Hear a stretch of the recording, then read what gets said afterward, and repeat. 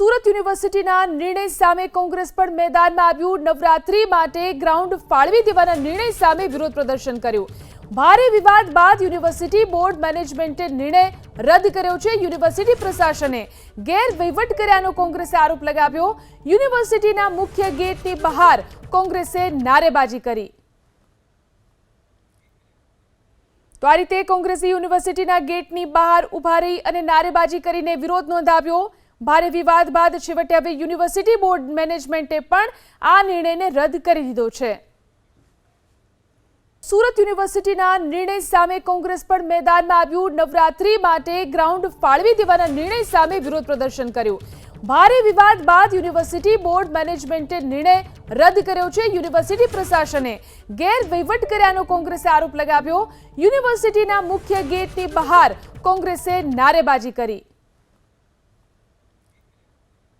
તો આ રીતે કોંગ્રેસે યુનિવર્સિટીના ગેટની બહાર ઉભા રહી અને નારેબાજી કરીને વિરોધ નોંધાવ્યો।